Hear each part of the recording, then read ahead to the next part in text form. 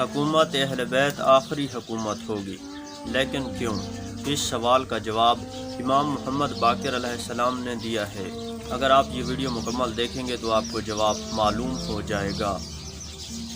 امام محمد باقر علیہ السلام نے فرمایا، ہماری حکومت آخری حکومت ہوگی اور دنیا کا کوئی خاندان نہ ہوگا جو ہم سے پہلے حکومت نہ کر چکا ہو، اور ہماری حکومت اس لیے آخری ہوگی کہ کوئی شخص یہ نہ کہہ سکے کہ ہمیں موقع ملتا تو ہم بھی یہی طریقہ اختیار کرتے۔